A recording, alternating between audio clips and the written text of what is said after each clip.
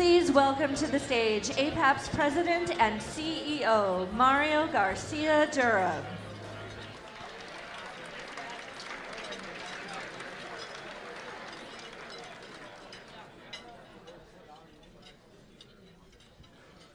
Good afternoon, everyone. Thank you so much for coming. Good afternoon. I would like to actually begin our shared meal together by acknowledging that we meet today on the traditional lands of the Lenape people. We pay our respect to Lenape peoples and ancestors past, present, and the future, and acknowledge our reliance on the land and waters of the Lenape-Oking, the Lenape homeland. Thank you. Thank you. So as we do, we often like to open these events with an art moment, and I would like to welcome Martha Redbone, who's, yes. She is a multifaceted touring performer, educator, and producer. In addition to a strong touring history and recordings, Martha's produced a musical play entitled Bone Hill, which is an interdisciplinary musical theater work inspired by the lives of her own family in the hills of coal mining Appalachia. The project is commissioned by Joe's Pub and the Public Theater New York Voices. So here to deliver her message of the power of we, please welcome to the stage Martha Redbone.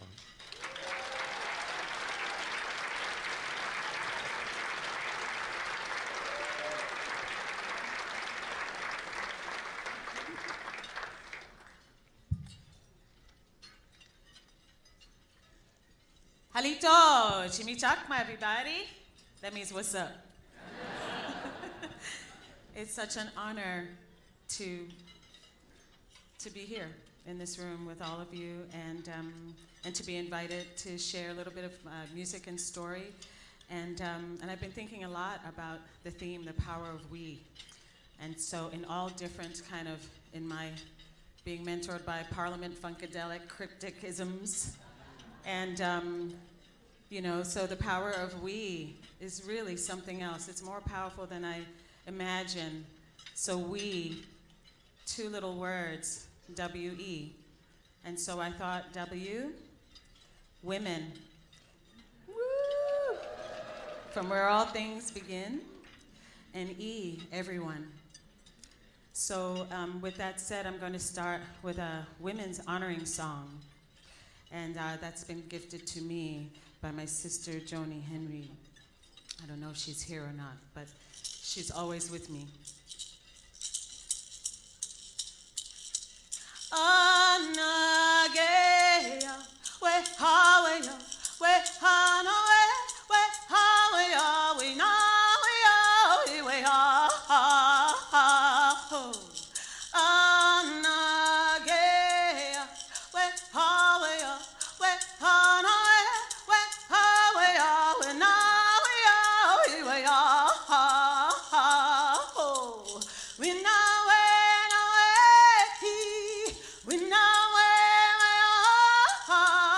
we nawe, we nawe, we yo, we ha, we ha ya, we ha ya.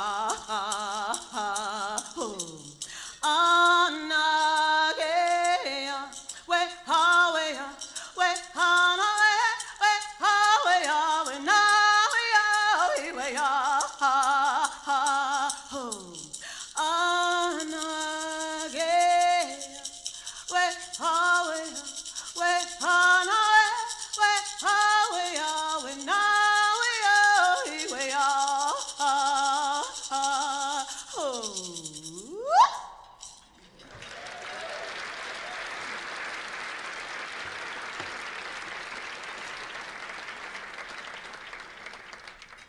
So my thoughts about the power of we led me to thinking of the king of the musical power of we, who I worked with for several years before he passed away, Pete Seeger. He's the king of the power of we. Pete told us a story once about The Wizard of Oz, and in particular, the song Somewhere Over the Rainbow. which I will not sing the full thing because it's longer than 4 minutes. But we will sing the last song, the last verse together. There's a method to the madness. So, Somewhere Over the Rainbow's lyricist was a man named Edgar Yip Harburg. And he wrote all of the lyrics to the entire Wizard of Oz songs. And he also was known for his social commentary, as well as his liberal sensibilities in the 1930s and 40s. He also championed racial and gender equality in Union politics in 1939. So we all know the song and the story about Dorothy longing to go home. And, you know, she sings this song, somewhere over the rainbow, way up high. There's a land that I heard of once in a lullaby, where the skies are blue and the dreams that I dare to dream really do come true. Someday I'll wish upon a star and wake up where the clouds are far behind me, where troubles melt like lemon drops away above the chimney tops, and that's where you'll find me. Somewhere over the rainbow, bluebirds fly. Birds fly over the rainbow, then why oh why can't I?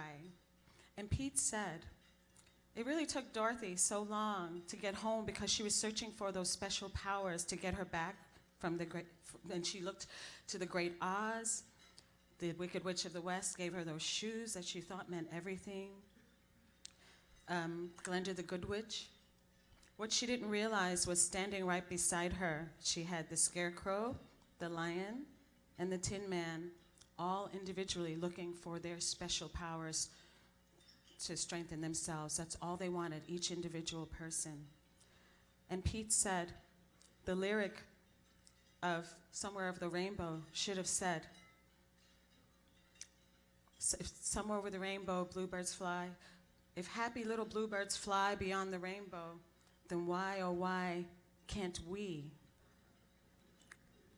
And he said, it wasn't the shoes, it wasn't these individual characters in The Wizard of Oz who got them home. It was collectively through the power of we. That was the power that they were looking for. And so, when we sing the last verse together, if happy little bluebirds fly beyond the rainbow, why, oh why can't we?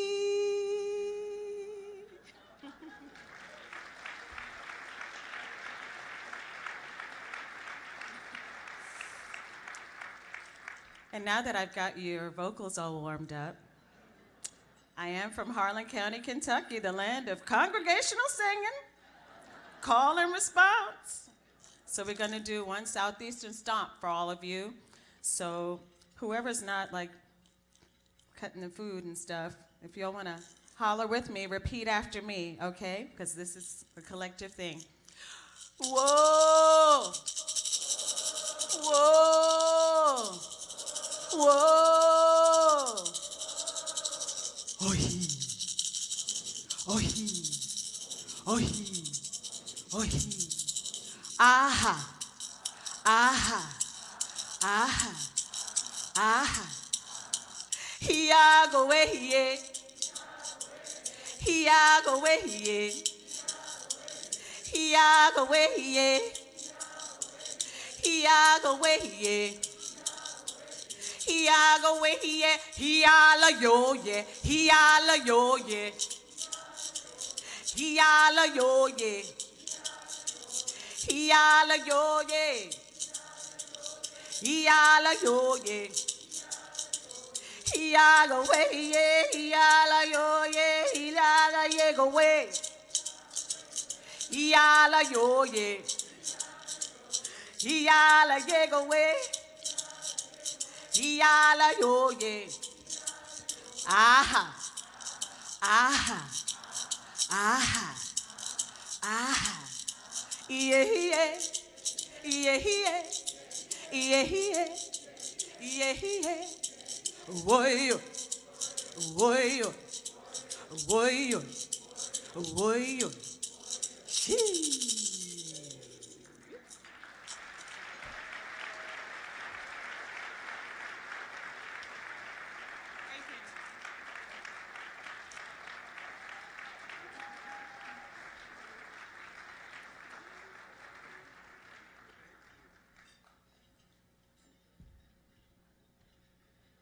So please, another round of applause for wonderful Martha Redbone.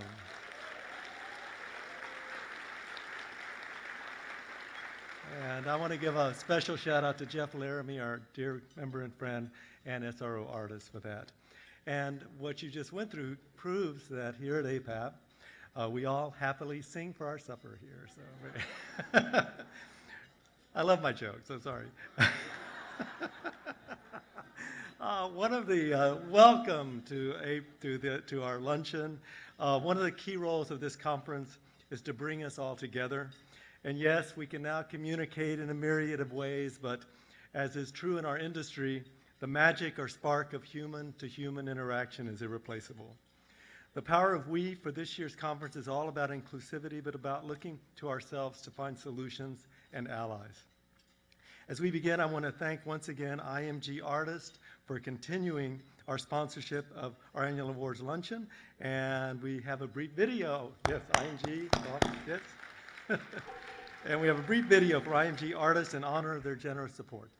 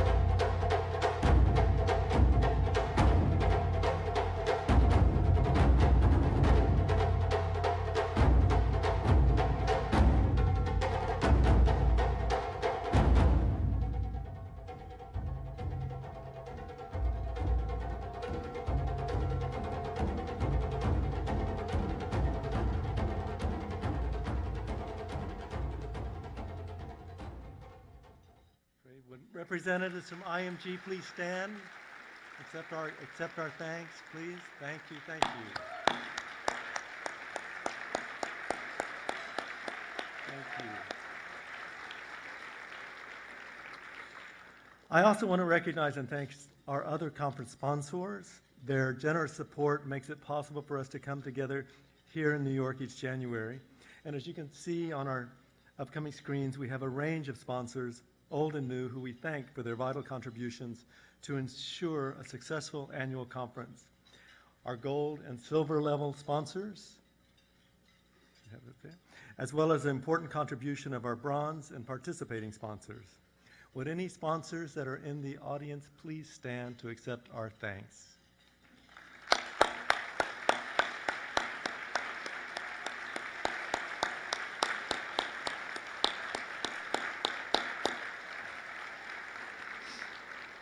Please also join me in acknowledging the critical support for programs and operations that APAP receives from its foundations and agencies.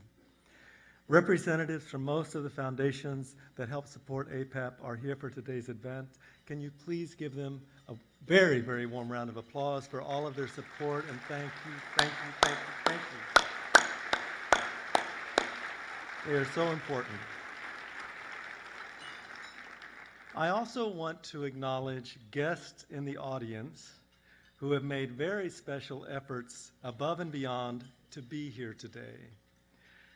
And speaking of Herculean efforts, I want to give special acknowledgement to the National Endowment for the Arts. They support many of us and we appreciate their work.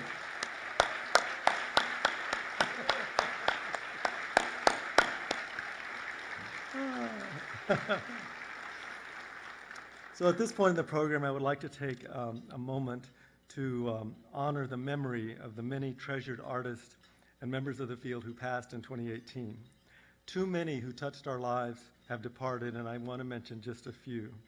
Hosea Brow, Troy Blakely, Charles Hamlin, Roy Hargrove, Anna Karkowska, Bill Menendez, Arthur Mitchell, Louise Slaughter, Paul Taylor, Randy Weston, and Nancy Wilson. Another individual who passed this year was Sam Miller.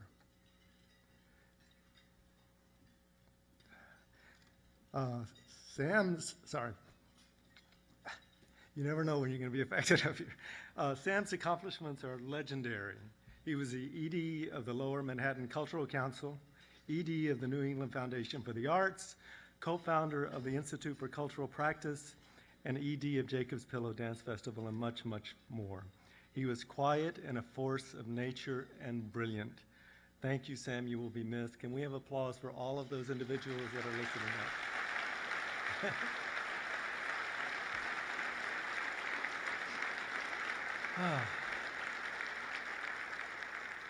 So in 2016, we established the Halsey and Alice North Award in honor of the long-time exemplary service to the field of our good friends and colleagues, the Norths.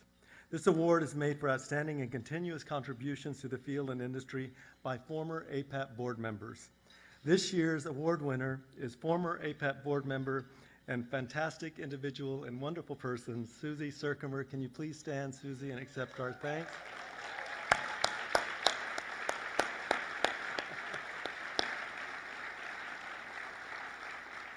And I also want to acknowledge Halsey and Alice, who have been inducted into our honorary lifetime membership.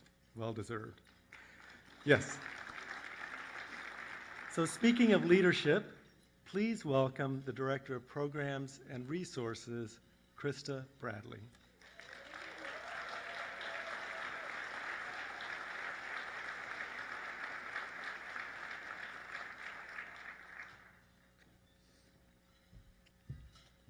Good afternoon, everyone. I am so happy to be able to tell you about some of our amazing programs ongoing at APAP. Most have been meeting here at the conference, and many have provided highlights of conference programming for all.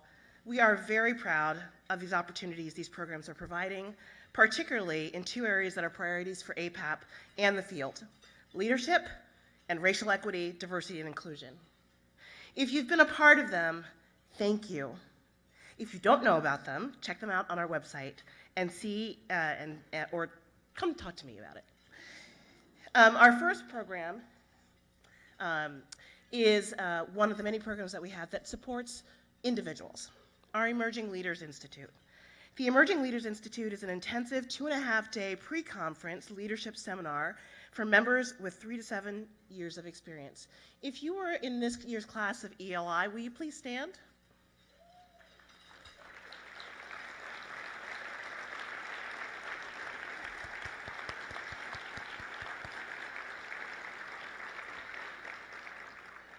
Our Leadership Fellows program is now on its 4th cohort. LFP offers a 1.5 years of in-depth leadership training for mid-career performing arts professionals.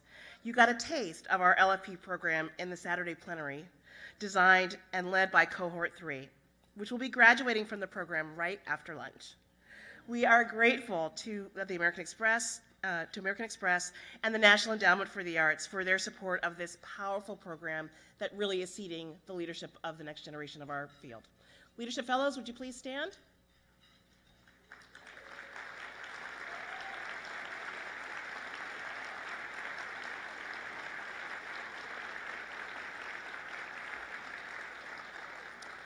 Our support of individual artists is legendary. Our Artists Institute, which is also supported by the National Endowment for the Arts, is another pre-conference intensive led brilliantly by Liz Lerman and Mark Bamoudi Joseph.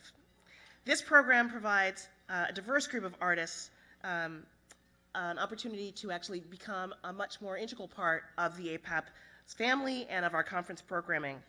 And the artists are the bedrock of our field, so we are so happy to lift them up and make sure that they are a part of our work. YPCA, the Young Performers Career Advancement Program, supports early career classical musicians with special sessions here at conference. And tonight, these phenomenal young performers will perform at Carnegie Hall. Come hear them at 6 p.m. sharp, and it's free, great music, and free tickets. Our other programs benefit the field writ large. Many of you have participated in, enjoyed the fruits of, and attended conference sessions this week that draw on other signature programs that have had remarkable results. Building Bridges, supported by the Doris Duke Charitable Foundation and the Doris Duke Foundation for Islamic Art, creates unique, impactful collaborations and performances in which artists from the Muslim world brought diverse communities together, created much more meaning and connection within those communities, and provided a template for us to learn from for future programming and future community engagement for all of our programs. Thank you, Doris Duke. The Cultural Exchange Fund is a travel grant program, one of the few still there, supported by the Andrew W. Mellon Foundation that assists US-based APAP members building partnerships and collaborations outside of the US. This program is so crucial in these times and of enormous value to our members and the field. APAP and our members also benefit in a number of ways from the Wallace Foundation's Building Arts Audience Program. Several conference sessions were made possible by our partnership with the Wallace Foundation this year, where we focused on small and mid-sized performers and small and mid-sized organizations, and is a particularly popular element of each year's conference program, which is coming up next. The 5 Minutes to Shine competition is part of APAP's partnership with the Wallace Foundation, always a highlight of the awards luncheon. Before I move forward with the 5 Minutes to Shine, I want to just mention how individuals have played a role to make sure that our programs thrive and we're able to actually expand some of our programs. So I'd like to just have us show the individual donors that have made a significant contribution this year. If we could see that slide. Maybe not. Thank you to these individual APAP donors.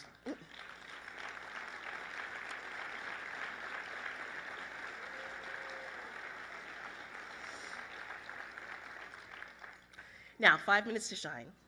The high quality of the 5 Minutes to Shine presentations each year is due in no small measure to the excellent guidance and support of the editor of APAP's Inside Arts magazine, who also works on conference plenary sessions and oversees the month-long process of preparing for today's event. Please welcome Alicia Anstead. Alicia, please come out and introduce us to this year's winner of the 5 Minutes to Shine competition.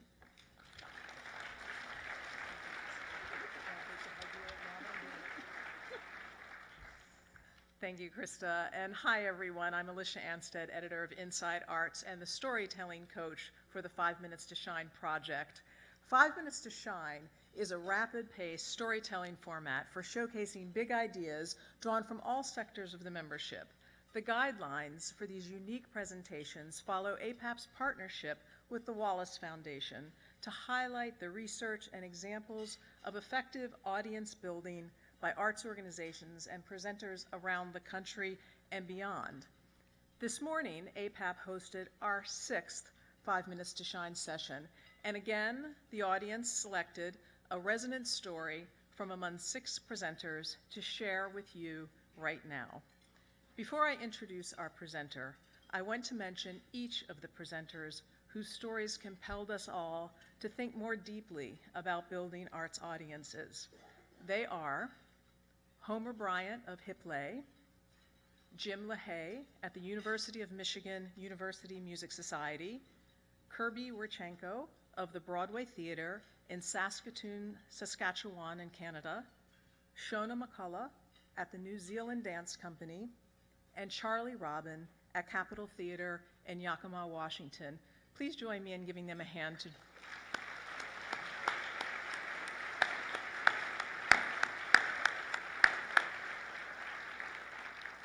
Now it is my pleasure to introduce the 2019 5 Minutes to Shine storyteller. Please welcome Emily Collin of the Wilson Center at Cape Fear Community College in North Carolina.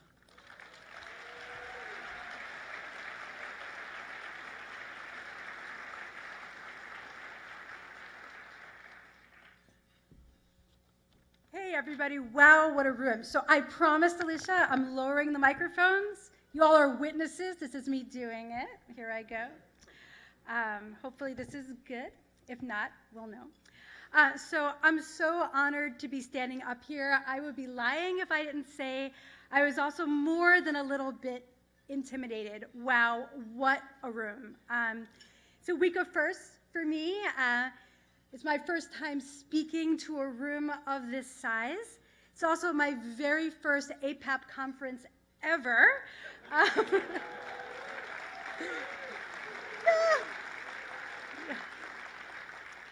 Wow, right? But I'll tell you something.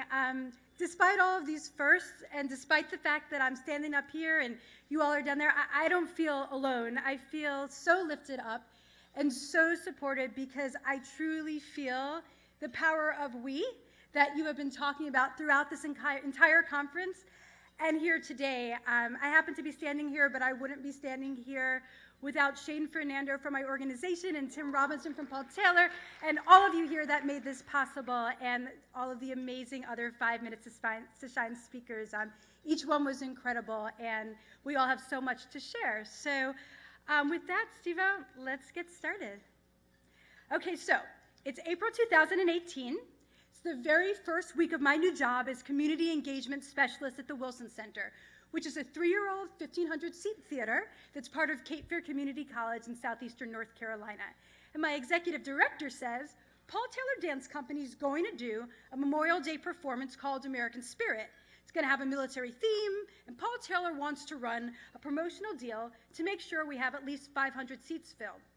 Okay, sounds fantastic, but then he says, they want to fill those seats with active military and veterans.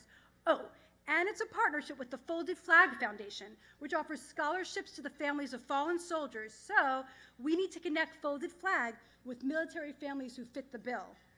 Active military, modern dance, those are two things that don't usually go together. And did I mention, y'all, we had just 9 weeks to make this happen. But we did have one thing on our side. North Carolina has a huge military community. Within an hour and a half of the Wilson Center, we've got an Army base, an Air Force base, a Coast Guard base support unit, a Marine Corps base. If any place could pull this off, we could, if we could get people to come instead of hanging out in their buddies' backyards grilling burgers. So, where to start? So we began by compiling a list of local military serving organizations. We knew that by asking them to reach out to their constituents about this performance, they'd be taking a risk. It was so different from what they normally do. But we also hoped that the trust between these organizations and the folks they serve would transcend the out-of-the-box nature of our request. So the next step was to get all of these organizations together in one room. So Shane Fernando, our executive and artistic director, had a great idea. Hold a luncheon on the Wilson Center's main stage, invite all of our prospective partners, including Tom Rankin, the operations manager for Folded Flag, and Tim Robinson, the director of tour engagement for Paul Taylor. Get everyone together, allow them to experience the Wilson Center. Many of them had never been here before, and motivate our new partners to go back out into the world and start inviting veterans and active military. So, at the luncheon, Tom showed a brief video featuring children and spouses who'd lost family members in hostile action, and Tim showed clips from the Paul Taylor masterwork dances featured in American Spirit. Set to the music of the Andrews Sisters, Company B showcased the U.S.'s growing optimism and leadership at the dawn of World War II. Promethean Fire, which was created in the aftermath of the 9/11 attacks here in New York City, expressed the resilience of the human spirit in the face of disaster. Our partners, representing a wide array of military groups, left with a clear understanding of what the project was about and a message to share. This was new territory, but they instinctively felt as if they were part of something that was larger than just a dance performance, and they were excited to invite the people that they shared. Then the RSVP started rolling in. First a trickle, then a flood. The night of the show, I stood in the lobby and I watched the crowd come through our doors, old and young, families and single folks, Marines with crew cuts, veterans wounded in combat. This was not our usual audience. In fact, as we discovered later, many of them had never been to a theater before, let alone a modern dance performance. That night was unique for another reason. It was Michael Novak's first performance after Paul Taylor passed the torch to him as artistic director designate. And I sat in our packed theater that night. I watched the dance company take the stage. If you've ever been to a modern dance performance, you know the audience it's not typically effusive, right? But the folks who came to the Wilson Center that night, they were not your average modern dance crowd. They stood and they whistled and they clapped and they woo, like they're at a rock concert, and they gave the performance 6 standing ovations. And afterwards, one of the veterans in attendance said, "It was a very moving show, brought tears to my eyes." And one of the Gold Star mothers who'd lost her son in combat said, "All the veterans and their families were visibly moved. They felt honored to have this done for their benefit." Seamus and Bailey Donahue, they were students at the University of North Carolina, Wilmington, and they took the stage mid-show. And their father, Michael Joseph Donahue, was killed in action in Kabul, Afghanistan in 2014. And as a result of this performance, the Donahues, as well as other children of fallen soldiers, were able to connect with folded flags. They are now scholarship recipients. So, when Shane Fernando first mentioned this project to me, I'm not gonna lie, I had my doubts we could pull it off, but this photo is the proof. In a brave new initiative, Folded Flag partnered with Paul Taylor to raise awareness of their programs in Wilmington, and we wrapped it into a dignified, elegant, live performance that was designed to highlight the true spirit of Memorial Day. But we did more than that. We more than doubled our expected attendance. In fact, the audience in the packed theater that night surpassed 1,000, and it was the largest contemporary dance audience ever recorded in Eastern North Carolina. Thank you.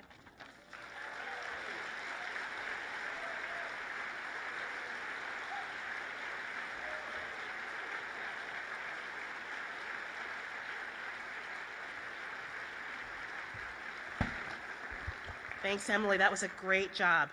So I neglected to say a few things. I wanted to come out and do that. First, we have a lot of new colleagues at this conference, and I just want to welcome you to this community, and we're so glad that you're here.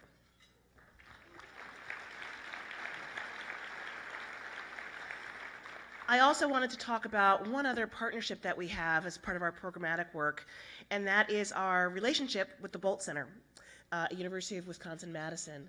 We've had a long-standing partnership with them that allows us to identify and support emerging leaders that are still at college, that are in an arts administration program, have them come to this conference, have them conduct special research for us, and also we've had fellows that have spent time with us at APAP. I want to recognize the Bolt Center, and I want to wish you happy 50th anniversary.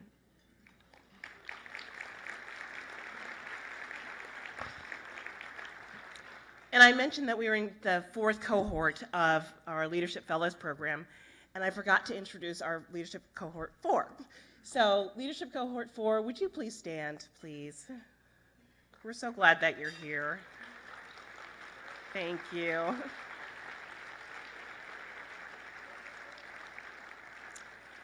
And now it's my pleasure to introduce our board chair, Karen Fisher.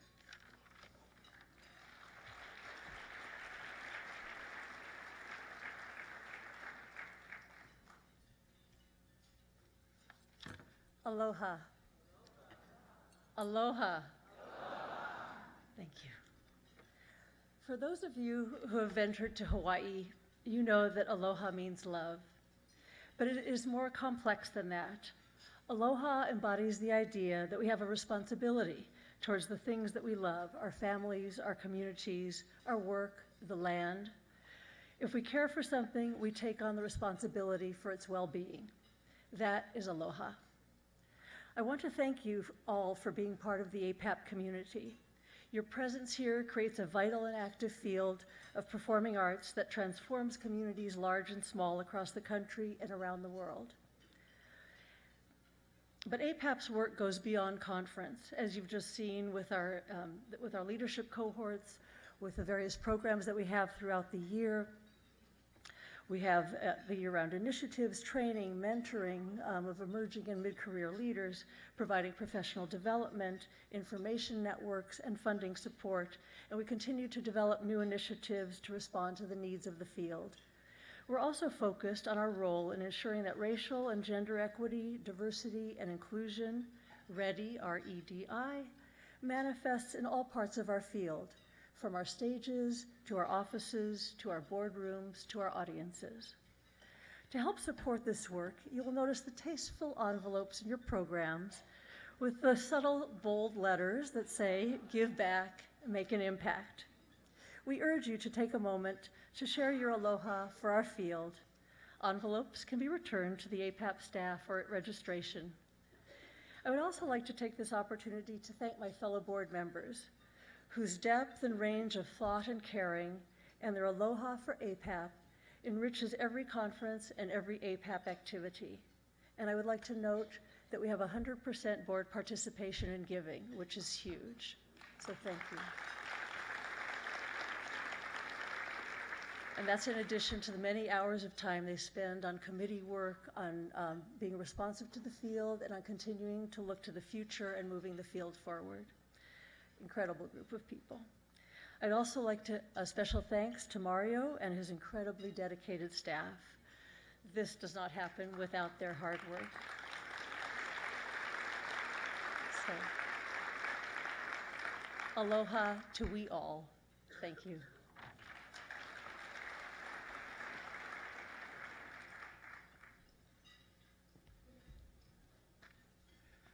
Thank you all. And now to the awards portion of our ceremony. Our next award is named in honor of our former representative, Sidney R. Yates, whose commitment to the arts is legendary and whose memory continues to serve as an inspiration to us all. The Yates Award is presented to an individual or an organization for a particular advocacy effort or for sustained advocacy or a sustained advocacy campaign at the national, state, or local level that has had a significant impact on the performing arts. Some past recipients have included Frank Hodsell, Representative Louise Slaughter, Congresswoman Nancy Pelosi, and our own Bob Lynch, who's joined us here today. This year's recipient, I'm very, very, very proud to say, is Kaisha Johnson.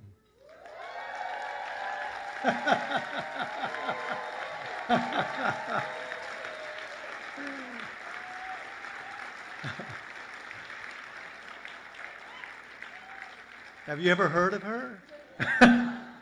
Oh, she is a tireless and effective advocate for racial and cultural equity on and off the stage.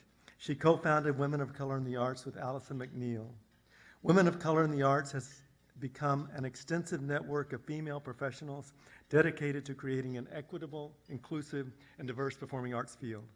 WOCA professionals hail from a variety of disciplines and backgrounds from across the United States and around the world, and serve in an assortment of roles at performing arts centers, festivals, dance and theatrical companies, artist management firms, museums, educational, in other words, they're everywhere. We are blessed that Kaisha has dedicated her considerable talents to advocating for equity, cultural diversity, and for all voices to strengthen our field.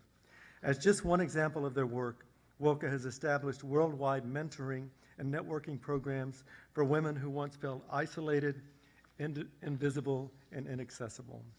From its inception a few years ago at early morning gatherings here at APAP, it has grown into a powerful force. WOCA is not just an organization, but to use Kaisha's words, it's a movement. So please welcome Kaisha Johnson.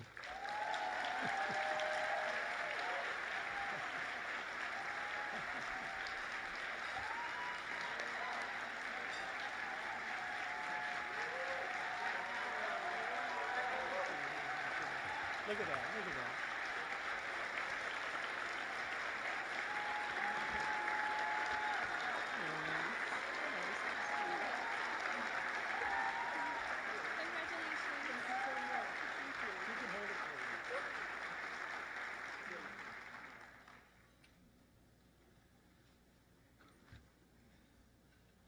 Dorothy May Love, Dr. Deborah J. Johnson, Phyllis Wheatley, Shirley Chisholm, Ida B. Wells, Barbara Jordan, Dr. Willa Daughtry, Dorothy Maynor, Nina Simone, Sonia Sanchez, Dolores Huerta, Angela Davis. The list goes on, but these are just a few examples of some women of color who have inspired me directly or indirectly in my lifetime. Now, I want you to lift up the name of a woman of color that has inspired or had some impact on your life. Go ahead, say it out loud.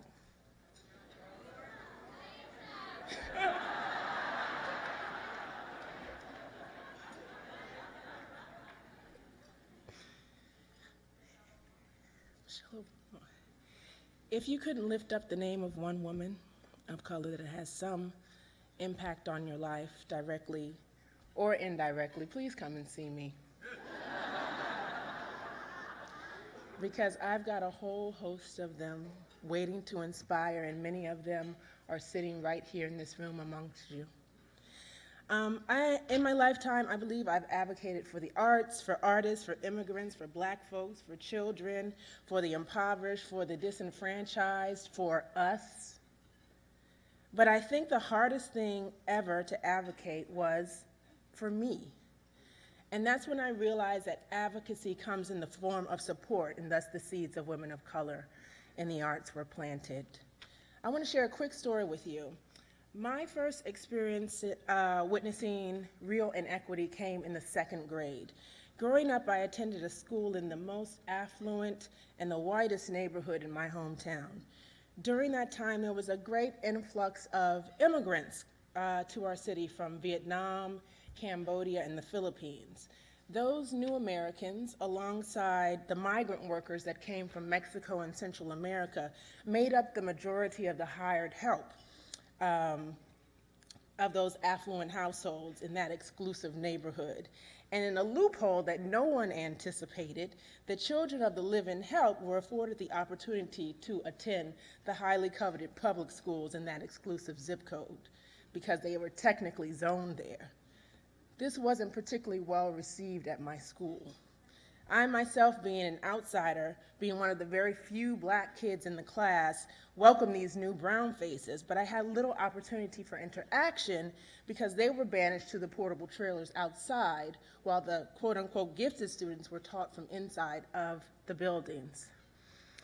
I think that the white parents had already tolerated the integration of a few black students, but to have the help attending the same school as their children elevated their tolerance to new heights. Even as a 7-year-old, I understood the injustices. I felt the palpable tension that arose between parents and administration. To ease that tension, one woman, an ESL teacher charged with shepherding in these new students, began inviting the parents of the immigrants to the school to share cultural experiences with all the students. Those moments morphed into full-time, full-fledged productions of traditional music and dance performances, which united parent and child, brought together the entire student body, and taught the administration and some parents the importance of valuing differences.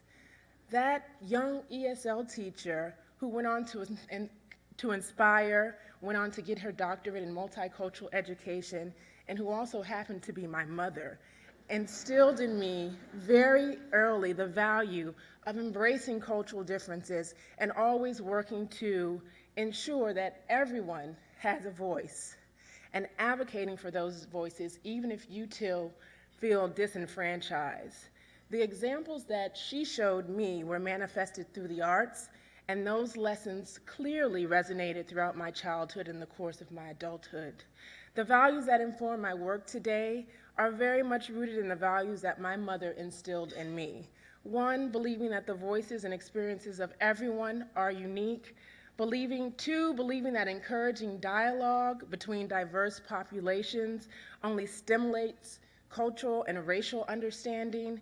And 3, believing that advocating for equitable opportunities for all only strengthens society. Today, as the co-founder and founding director of Women of Color in the Arts, I use these values to guide my professional practice.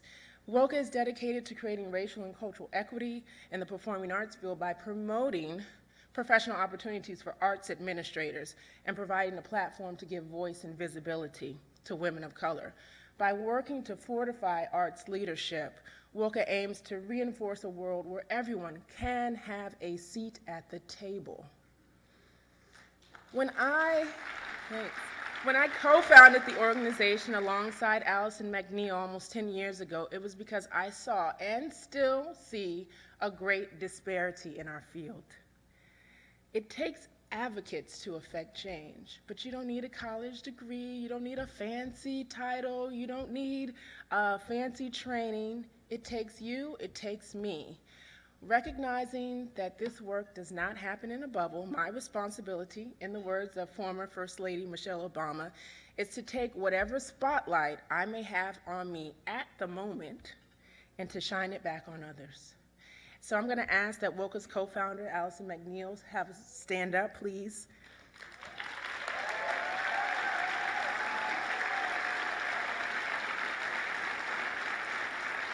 Now, I want all the members of Women of Color in the Arts, all of our community, to please stand up. You need to be recognized.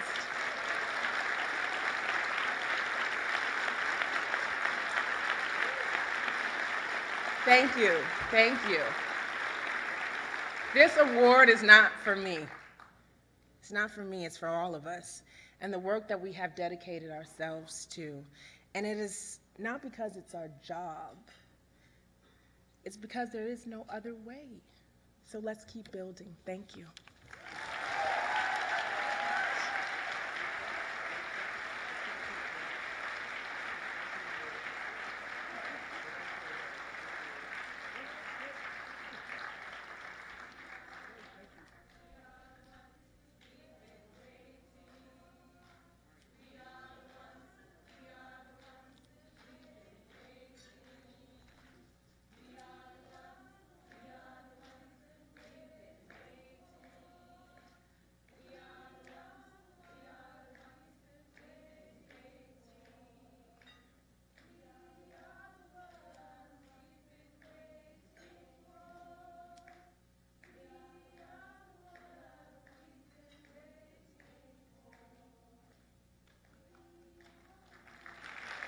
Thank you.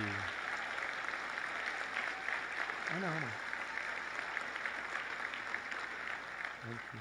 Our next award is for the William Dawson Award for Programmatic Excellence and Sustained Achievement in Programming. This year's recipient is the Joyce Theater.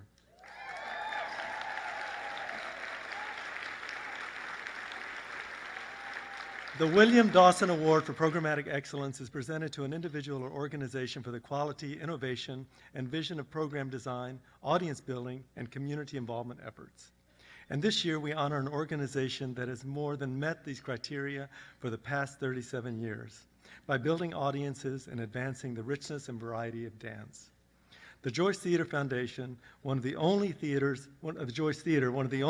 built by dancers for dance, has earned an international reputation for cultivating and honoring emerging and established artists. The Joyce has provided a home for more than 400 domestic and international companies during its 45 to 48-week season, which annually reaches an audience of $150,000 to dollars.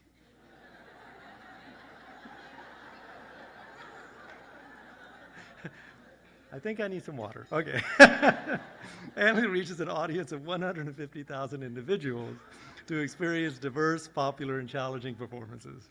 New York Times critic Alistair Macaulay recently noted that although ballet for centuries has been designated to radiate upward and outward to the further reaches of opera houses, it flourishes in smaller spaces too. The Joyce Theater is one of them. Of course, none of this happens without brilliant, insightful leadership, and for that we recognize Executive Director Linda Shelton and the collaborative vision and spirit of Martin Weschler, who served as Director of Programming for 22 years. Martin stepped away to pursue other professional opportunities a year ago, and he's told me he is not retired, but continues to serve as a consultant to the Joyce. And we want to recognize the recently appointed programming director, Aaron Maddox. May this organization and its inspired leadership continue to nurture and share with us the best and brightest in the world of dance. So please welcome the Joyce Theater.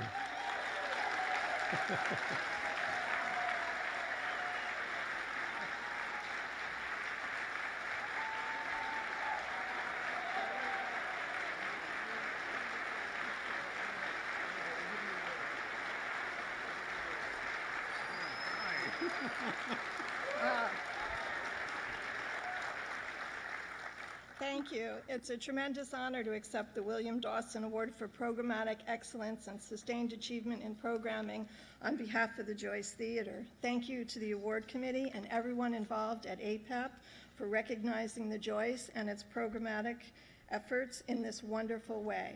As executive director, I am only one of the many who have helped to sustain the Joyce Theater's singular mission to promote dance.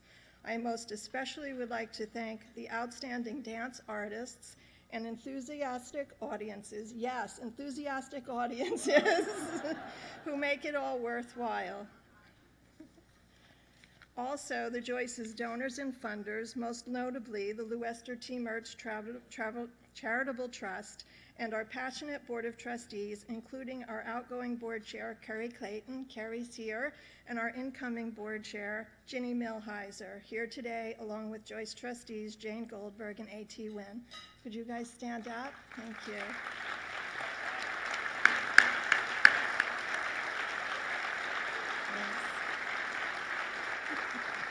The Joyce has been fortunate to have a strong staff over the years, and I am very happy to acknowledge Aaron Maddox, who for nearly a year now has taken on the role of programming director at the Joyce with true gusto.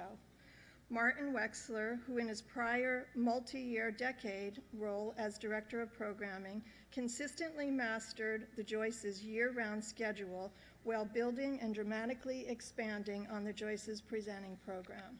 Among the many programming initiatives Martin created is the American Dance Platform to showcase American dance artists coinciding with the APAP conference. This year's ADP has sold out.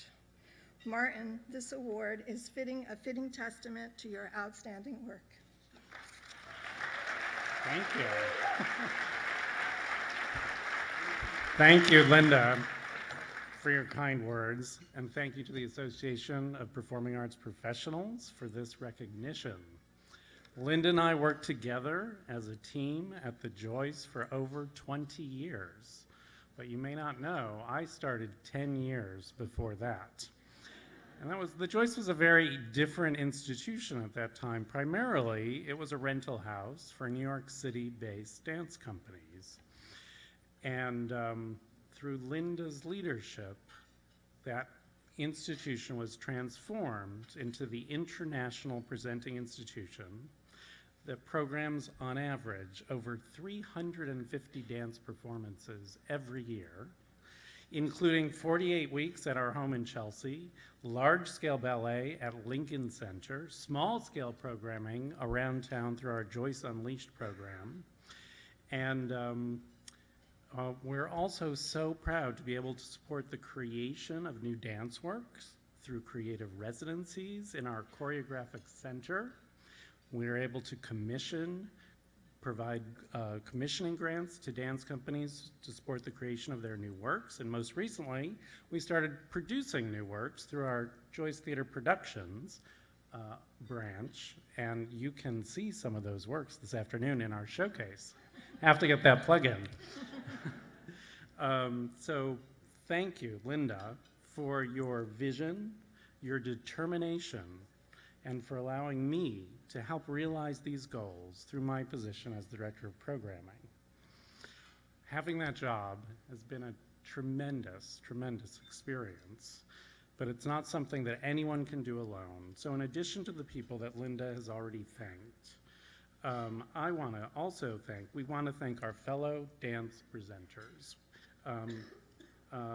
We depend on you to share our knowledge and experience and a great deal of cooperation in scheduling all of our seasons. So thanks for that. I want to thank all of the agents and managers for providing essential services to make these presentations possible.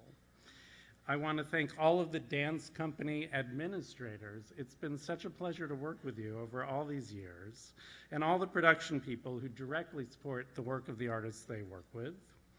And most of all, I want to thank the choreographers, the designers, the composers, the musicians, and especially the dancers.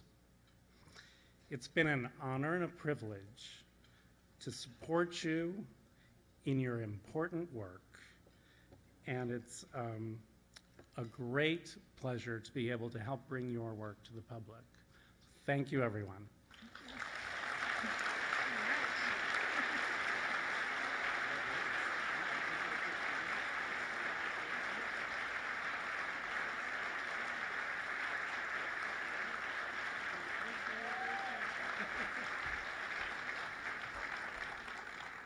Congratulations.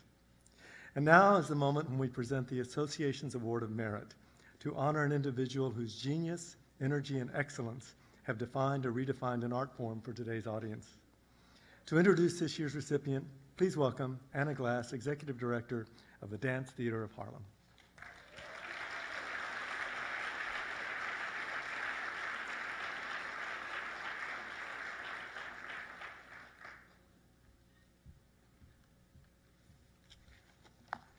Thank you, Mario.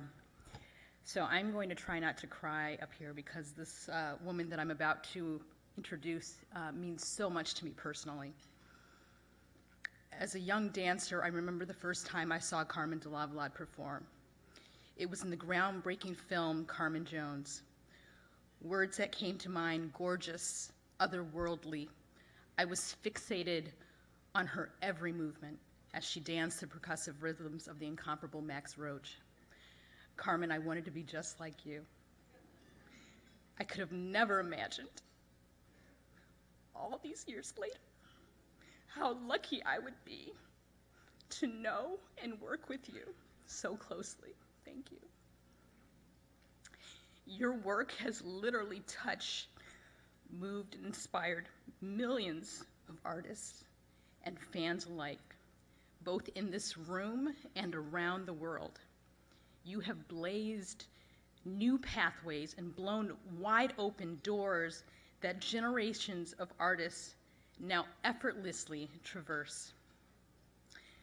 When it was announced that you would be receiving the Kennedy Center honors, you were adamant that under no circumstances would you have anything to do with an administration that would propose the elimination of the National Endowment for the Arts. As you saw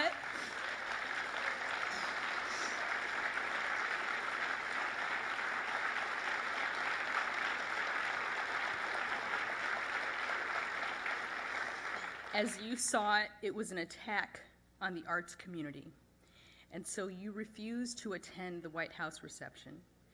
Thank you, Carmen, for standing up for all of us.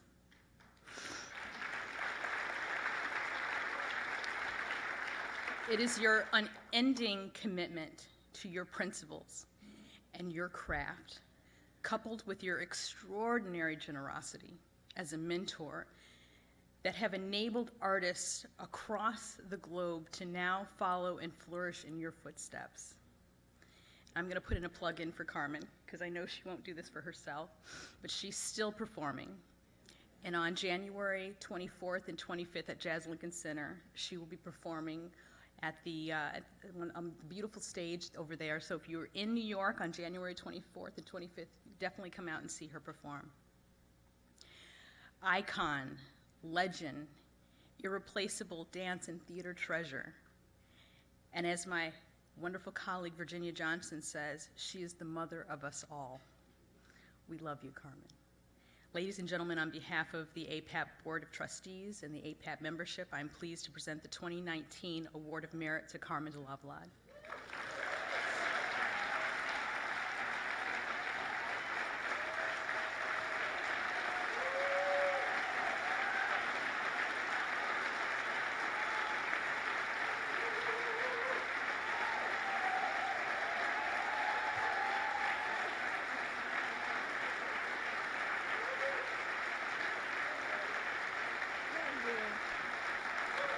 Oh my. Thank you. Thank you. By the way, I have another name for you, darling. Janet Collins. How many remember Janet Collins? She was my cousin.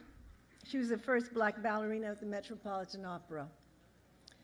I'm glad I came today. I thank you so much for this, because you have no idea, when I was growing up, and particularly when Janet was growing up, and Tally Beatty and these wonderful dancers, there was nothing. We were on our own, not only as dancers, but as people of color. And it is just, the young people today are so lucky. So lucky. I was at the Joyce Theater, thank you very much. I wanted to say that.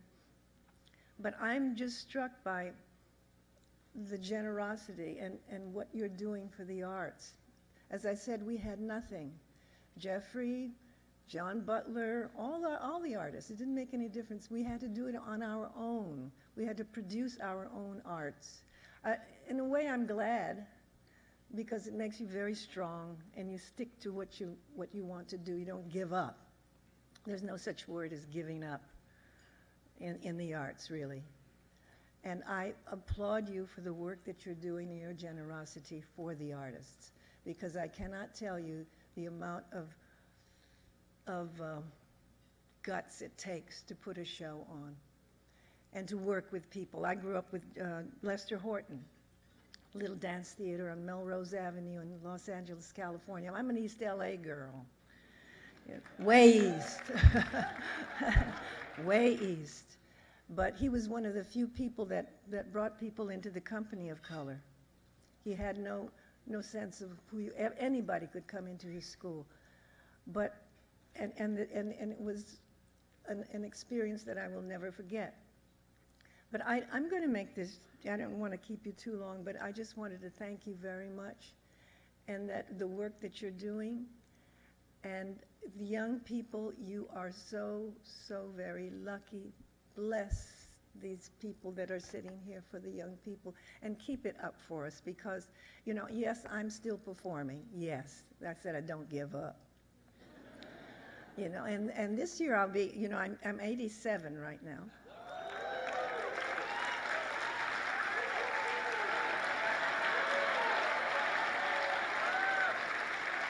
March, I will be 88. So, and you know, and curiosity. Young people have a lot of curiosity. Oh gosh, I can't tell you. That's all I can say. They're so lucky. You didn't have to go through those things that Janet did, where I couldn't dance with Glenn Tetley on the Ed Sullivan Show. You know, and Janet couldn't dance. I mean, the poor girl, she all the time. It was just aggravation after aggravation. And now you're included in everything. We were never included in anything. You had to fight for what you wanted. So, you know, like I said, I'm speechless. But I thank you so much for this, and I will treasure this honor forever. So thank you all very much, and thank you. Thank you. Oh, may I say something? I'm sorry. My friend, aside from Anna Glass, that's the first time I never had to carry my bags. I did. I met her, and I'm carrying my bag. I'm always carrying my bags, heavy ones. And then she said, "You don't do that." I said, "What do you mean?" Never carried my bag. And Margot Astrocade, who's been with me for many, many years. So I just wanted to make that. So you see, I even had to carry my bags. Thank you.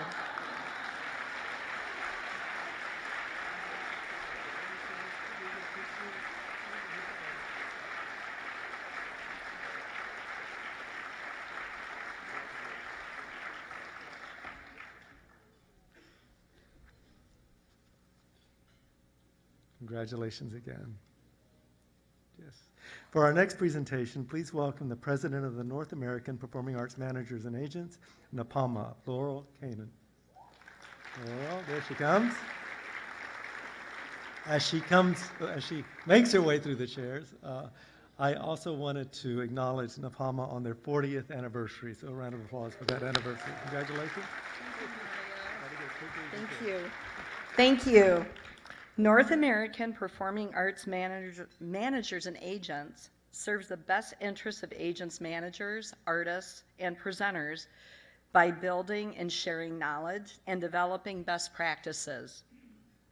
Our favorite time of the year is this day. I'm so excited.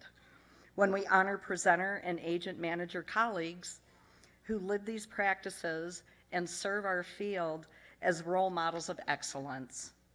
NAPAMA celebrates our colleagues' achievements in the crafts of presenting, artist representation, their track record of mentoring others, and their commitment to promoting diversity, creating equity, and practicing inclusion. NAPAMA believes that Todd Wetzel, Vice Provost for Student Life, Purdue Convocations at Purdue University, embodies the work of fostering and presenting diverse arts and community. The visual arts and music have been part of Todd's everyday life. The son of a visual artist and a mechanically inclined insurance man, Todd saw the creative process up close while growing up in the Midwest. Studying piano and music enterprises, he continued to foster his love of music, the learning process, and perfecting a craft. As a mentor and leader in the field, Todd has served the field as a board member of the Association of Performing Arts Professionals, serving on the executive committee as treasurer. He has also served on grant panels for the National Endowment for the Arts, the Indiana Arts Commission, and other granting agencies. Todd enjoys creating a sense of community through the arts, creating artistic experiences that feed the soul. Through rich and inclusive programs, Todd takes presenting to a higher level by partnering extensively across Purdue University's academic enterprise to integrate visiting artists and thinkers into the curriculum, creating unique ways to engage. Understanding participation in the arts happens in different ways.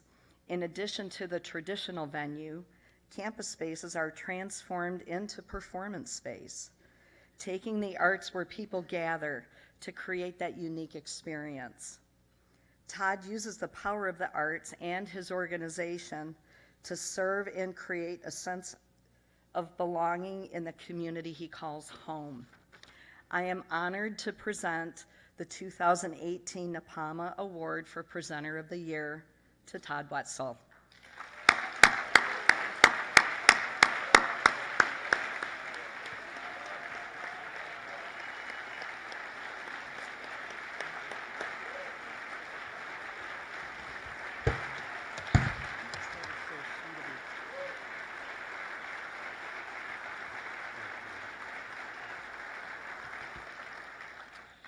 Well, hello and thank you.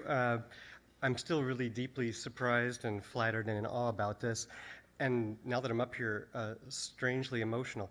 Not as emotional as I was at Dear Evan Hansen on Thursday night, but emotional nonetheless.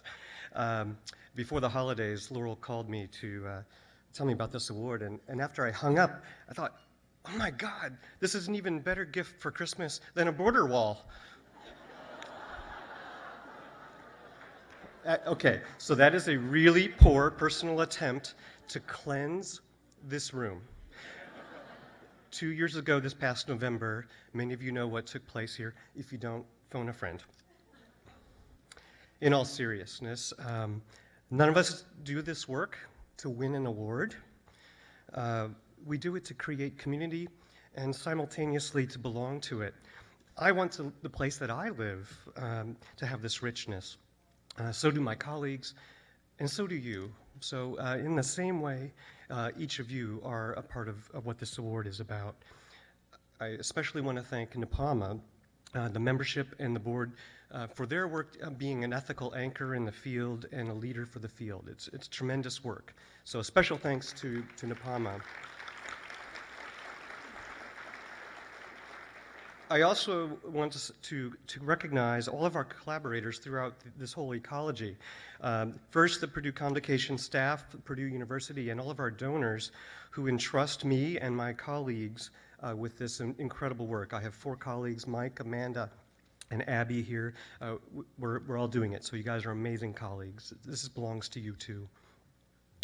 I would like to thank all of the artists, managers, producers, presenters, media, and creatives with whom we collaborate.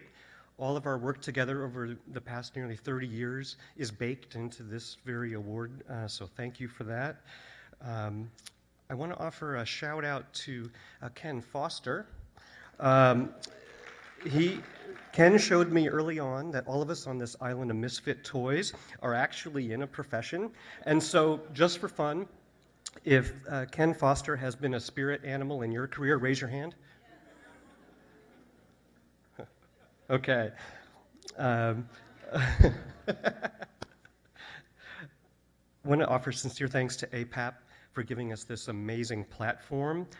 In the true spirit of this year's theme, the power of we each invest not insubstantially in our work here and for ourselves to be here. So thank you for not taking it for granted and for being advocates for the health of this amazing APAP village upon which we all depend. Offer my thanks to my mother. As Laurel mentioned, she's an artist, and I grew up in her studio and watched the creative process up close, and it was profoundly influential in the way I think about my work. And of course, I want to send my thanks to my life partner and spouse, Diane, and my son, Trevor, who share me in my waking hours with our cultural community. I know you guys are watching the stream right now. I love you. Validation for our work comes in known ways and sometimes thoroughly unexpected ways. Supporting contemporary commentary with new work creation has been a part of our work, and I'll just tell you a brief anecdote about a time with the Kronos Quartet. There was a commission for a piece called Music for Fences by the Australian composer John Rose, and this is a piece for which the concept of fences and borders and boundaries has an unfortunate strong resonance right now, but nonetheless, this was a piece for bowed music on fence wire stretched within 4 enormous frame instruments, 10 feet wide and 6 feet high, and they're amplified. And so it is a strangely beautiful and unusual work, rattling, droning, stray harmonics, banging, then it ends. Beat. Beat turns into pregnant pause, and suddenly, 2 rows in front of me, someone who I had never seen in our audience before goes, "Hell yeah!" Sometimes validation is not what we expect, but it means the most. One other quick idea to share. I've always framed our work so as to avoid the false dichotomy between commercial and artistic. Lest we reduce ourselves solely to fiscal analysis, I've only ever spoken of our work as artistically important and financially viable, or artistically important and not financially viable. I've never spoken of it on financial terms alone, lest we reduce it to that. So keeping the priority on the artistic work matters to all of us, and then we bust our tail to find a way to make the math work, but only in that order. So please keep the artist and her work front and center. And lastly, thank you again for this wonderful recognition. I'm deeply touched and indebted to all of the artists and leaders of the field who have come before me. I'm honored to be on the stage with the other awardees today. They have inspired me so much, and may they continue to do the same for you in your work as a cultural warrior. We have the power, people.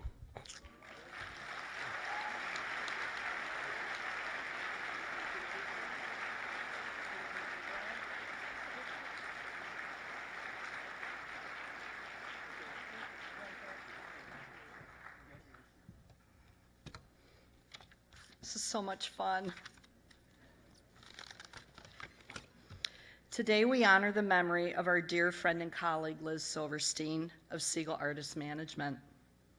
We honor Liz's spirit and care for others, her service to NAPAMA, and her commitment to mentoring with the Liz Silverstein Award for Agent Manager of the Year. Our 2018 recipient embodies the spirit of mentorship and industry leadership. Jerry Ross, president of Harmony Artists, began his career in the performing arts as a rock and roll guy, working the club scene in Los Angeles while also working in his dad's restaurant and managing a band. I love that story. Today, Harmony Artists celebrates 43 years in the industry, working with clients around the world. Jerry has served our field in a number of different ways. He served 2 terms on the NAPAMA board, finishing his last term as president. During his time on the board, Jerry laid the groundwork for our program, Performing Arts Connect, and NAPAMA's mentorship program. He also worked tirelessly to develop stronger and more meaningful industry relationships on behalf of NAPAMA, industry professionals, and the organizations that serve our community. Jerry sees his mentor role as that of dad. He has mentored hundreds of colleagues, is never too busy to take a call or answer an email from a presenter or agent manager who seeks his expertise and guidance or just wants to talk. Don't ask Jerry for the time, because he'll tell you how to build a watch. Jerry, thank you for your service. Please keep doing what you do, mentoring and inspiring us in so many ways. Know your friend Liz is proud and applauding you today. I'm honored to present the Liz Silverstein Award for Agent Manager of the Year 2018 to Jerry Ross.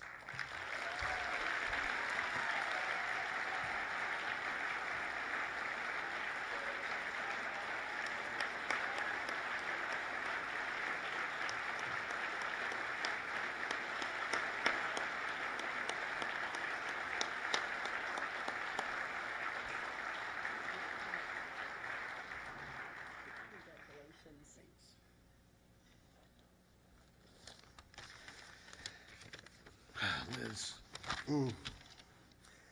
Thank you so much, Laurel. This is actually the fourth time I've had the very distinct privilege of standing before this gathering.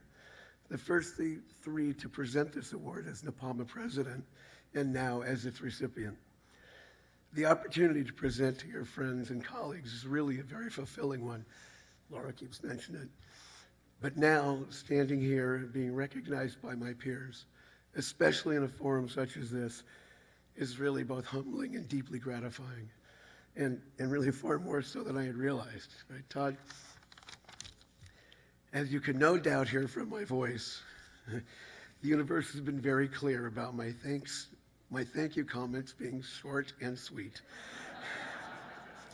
So while I'd like to talk about how proud I am of NAPAMA and its continued development and contributions to our industry, about how the relationship between APAP and NAPAMA have helped change the face of our industry, and about how our industry continues to work at reinventing itself to stay relevant to an ever-changing constituency, excuse me, and development of diversity, I will just say thank you. Thank you to NAPAMA and its board for selecting me for this great honor, and to Mario and APAP for recognizing NAPAMA and its members as an equally vital part of our industry and acting on that. Mostly, though, I want to say thank you to my family, who have had to share me with a telephone for the last 45 years, actually. And to Adrian, my wife and partner.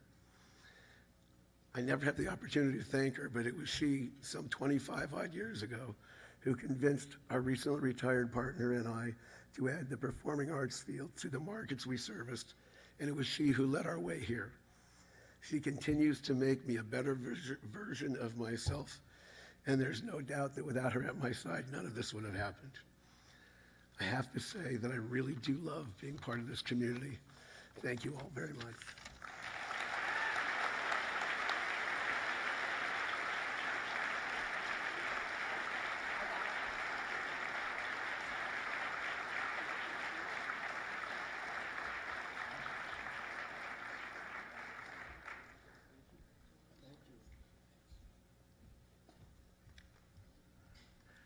There's a lot to put in this hour and a half, so thank you all for staying with us. We now go to our final award, which is very special because it honors the extraordinary vision and commitment of APAP's founder, Van Taylor. Here to present the award is one of last year's recipients, Kathy Zimmerman.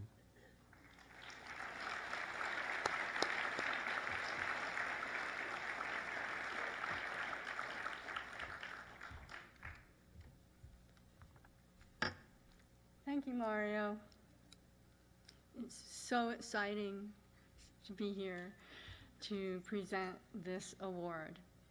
Ann Rosenthal and I received this award last year, so I know all too well the emotions that accompany receiving such recognition from our beloved colleagues in the field. The Fan Taylor Distinguished Service Award is given to an individual whose outstanding service, creative thinking, and leadership have had a significant impact on the profession of presenting, and this year's recipient has done that in so many ways. Our honoree has been described variously as a mentor, visionary, an influencer, curious, an entrepreneurial spirit, and great to share a drink with. And that is a very important quality. This individual has served the presenting community for more than 35 years as a leader whose creativity and commitment have benefited artists, arts organizations, and audiences both nationally and internationally. Here are a few reflections from colleagues throughout the field on this person's impact. In the words of a presenter colleague, this person's work has revolutionized the presenting world and has left an indelible mark in the region and beyond. And this from an agent. While this person has made a significant impact on so many people within our industry, for me personally, there was a boundless source of great wisdom and insight when I began navigating tours for artists and companies in Asia, offering advice and showing support in ways I never expected. And from an artist, quote, "We would get some groceries and cook a meal after a day's work and have long conversations about the workshops, and always find another approach or detail to make them even better. I find this person's vast knowledge about art mesmerizing. It's very inspiring to witness someone dedicating their life to spread education, diversity, and tolerance." End quote. This individual's visionary and creative spirit have made the Midwest region stronger, and its artists, arts organizations, and audiences have all benefited from programs he has been instrumental in producing and presenting. But his leadership and his life's work have extended to national and international partnerships with public and private institutions, including the National Endowment for the Arts, U.S. embassies, foreign governments, and many private foundations. These relationships have been a model for many of us in this room. By now, I expect many of you know I have been referring to David J. Fryer.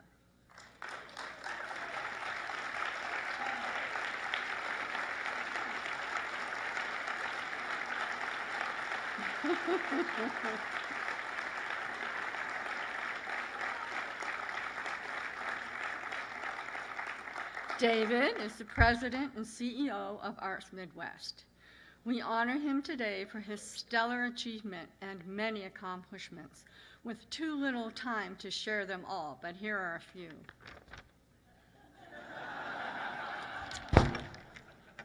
Under his leadership over the past 30-plus years, Arts Midwest has awarded over 9,500 grants, totaling $23,500,000 to over 2,000 presenting organizations in close to 700 Midwest communities. This, plus producing an annual conference that attracts over 1,000 arts presenting professionals to bolster their work and deepen their connections.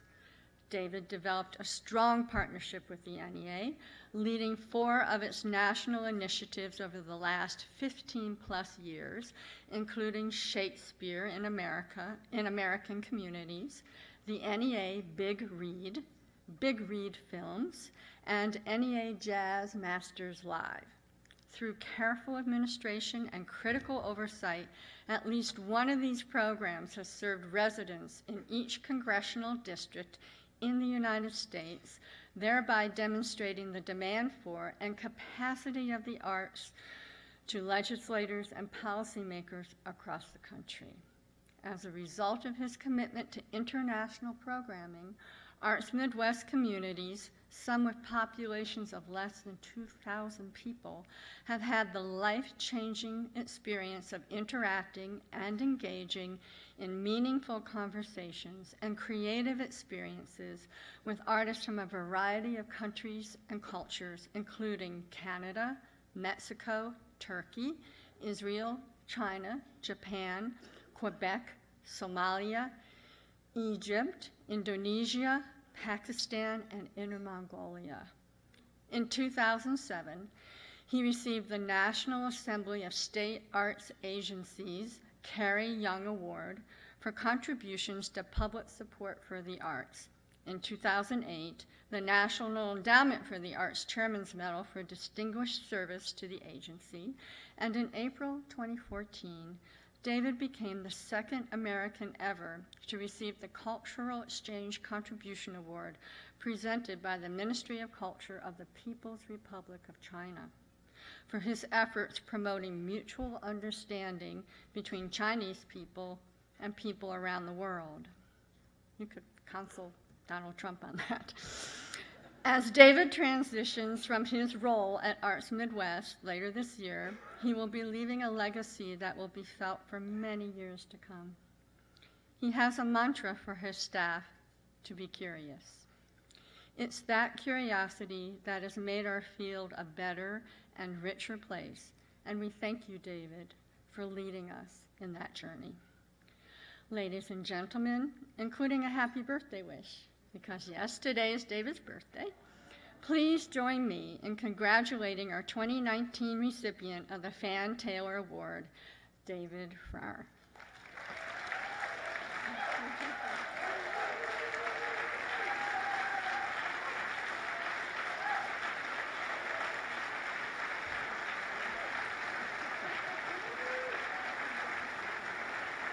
You're right, we do find out.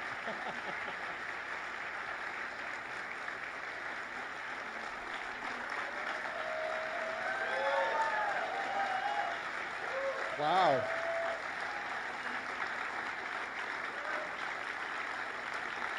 Thank you. Wow. Thank you, Kathy. Thank you, APAP, arts professionals. When I started, still known as AKUKA, I think that was like 40 years ago, maybe 38 years ago that I came to my first conference. So it is a thrill and an honor to be here, and a surprise. Mario has invited me to sit up at these tables for the last 5 or 6 years, so you just kind of like begin to expect that you're just here at this table.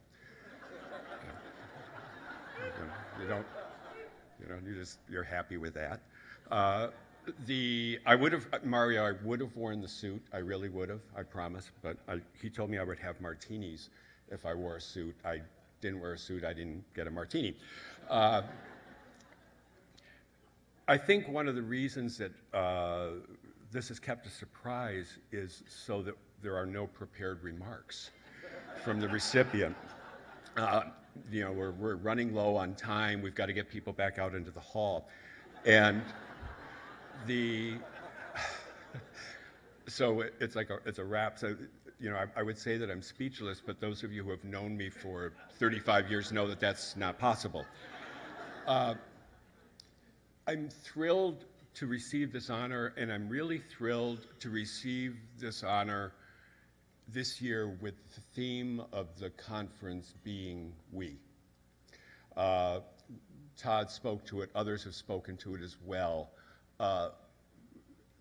We have tried for years, I think, at Arts Midwest to always, always, always emphasize the we of our work, of what we do. I see my friend Mojo nodding in the back. It's a conversation we had years ago. We banish the word I. So listening to that mantra, that list of all of these things that have been done, we did them together. I have a remarkable, remarkable staff, many of whom are here in the room today. And if this is being streamed, I hope maybe people back home are actually seeing it. Maybe they knew and I didn't. But the folks who are here, I know Adam, you're here. Brian, Carly, who else? Please stand up because you guys deserve to be recognized for the major work.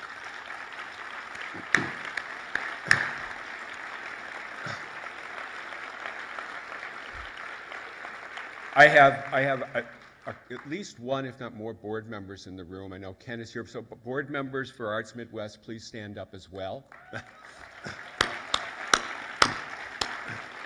Omari, where are you? You're over there. We've done all of this together. I sat there and I was looking at the list of names of people who have gotten this award over the years, and I remember so very many of them. And they were guides, mentors, patron saints for me as I've kind of gone through this pathway. And I'm struck and I'm humbled by having my name stuck on that list with them. But I'm also humbled by the fact that there are so many names not there. So many names of people who have done as much, if not more, who have contributed so much to the field, to our work together, who've never had the joy of being here at this moment. I wish that we could actually have a Fan Taylor Award for every single person who has done this work and committed themselves in their life to doing this work, because each of us, each of you has earned it, deserves that moment, deserves that gratitude, deserves the thanks of us, of our communities, of the people we've touched. It's a wonderful, wonderful thing. 40-some years ago, 41 years ago, I think it was, I met Robert Friedman. Many of you know Robert Friedman, an agent. And Robert came to Cheyenne, Wyoming, where I was working for the Wyoming Arts Council at that point. And he was like one of the first agents I ever met, which is kind of like a good introduction. And Robert was selling the Oakland Ballet at that point to the Cheyenne Patrons of the Dance, which was an outgrowth group that came out of community concerts in Cheyenne. And he sat down with me, and we sat down with the Cheyenne Patrons of the Dance, and we figured out how to bring the Oakland Ballet into Cheyenne and present it in a high school auditorium to about 850 people, and then how to get some other dates in the state as well, and it became a block booking. And this was 1977, and I thought, this is a cool business. I really like this side of it. And I got to know presenters, and I got to know agents and managers, and I got to work with artists, and I've had 42 years of joy. And I've gotten to have all of that joy with all of you. So for that, and for the award, and for letting me sit at this table for all these years, Mario, without a suit on, I thank you all. I thank my entire team. I thank my life partner, Rebecca, who has put up with me being gone 50% of the time on the road, some probably 4,000 days or so of the last 40 years, and who's lived through that, not always joyously, but she's always been supportive. So thank you all, and I'll be back. Thanks.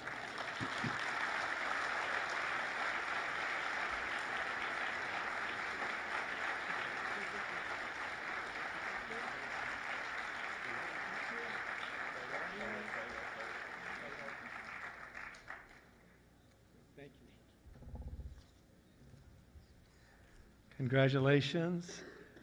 Thus ends our luncheon. Thank you all for coming, and have a fantastic rest of your day and the rest of your year. Thank you. Don't forget to attend this afternoon's professional development sessions and the expo hall. This evening, don't miss the Yipka recital at Carnegie Hall, 6 o'clock sharp. Join us tomorrow for our closing session with Kristen Chenoweth and breakfast at 8:30 a.m.